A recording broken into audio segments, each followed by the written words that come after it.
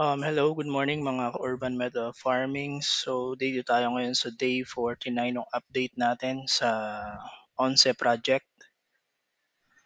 So, ito na po yung update natin for this week.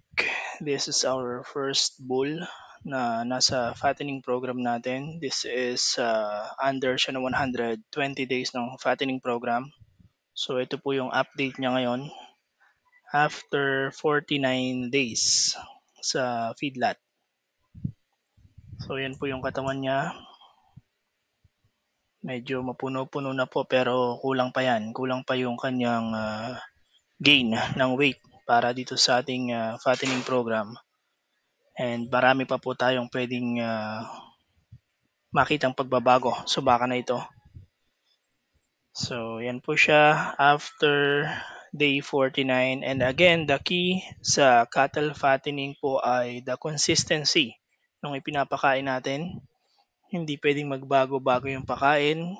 Just like yung mga ina-advise din ng mga iba nating vlog sa YouTube channels nila about sa cattle fattening.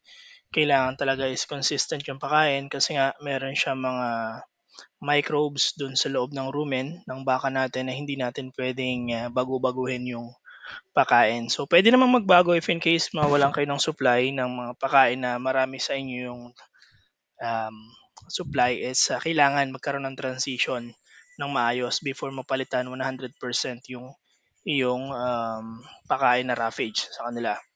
So ito again, itong dalawang baka na to ay nasa 120 days program natin and Napier grass po ang ginagamit natin sa kanila. Fresh Napier grass ang ginagamit natin na roughage and then we're giving them yung cattle feeds. Meron din siyang kasamang rice bran and then tubig. So yung tubig niya, lagi may access yung dalawa na yan, 24/7 yung access po nila sa tubig. Ito po yung pangalawang bull natin, si Conrad. So yan, malaki na rin po yung pagbabago niya. And ngayon po ay medyo umaambon-ambon dito sa Cabuyao, Laguna. So basically, magandang sign po ito para dun sa ating mga napier grass na madiligan ulit and mas maganda yung maging harvest natin kapag mga ilang araw pang umulan ng umulan dito, lalo na magi-green yung ating mga napier grass na pinapakain sa mga baka na to. So yan, may mga manok din po dyan na pagala-gala.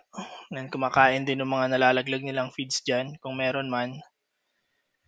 So yan po yung update ng pangalawang bull natin. Napakalaki po talaga ng pagbabago niyan since day 1 kung maikukumpara niyo po dun sa video natin kung kayo sumusubaybay dito sa series natin. And binabati po natin yung Alcala family sa Calapan, Mindoro and yung mga tropa natin dyan sa Kingdom of Saudi Arabia sa SEC or SEC, Quality Control Department. So, yun lamang po sa mga hindi pa nakasubscribe sa channel namin, you can click the subscribe button and then yung notification bell para po maging updated kayo dun sa update natin dito sa 120 days program natin para magkaroon kayo ng idea if in case you want to get into this kind of business. So at least maging reference nyo kami or maging guide nyo ito para sa pagpapalaki ng baka nyo. So maraming salamat po and yun lamang for now.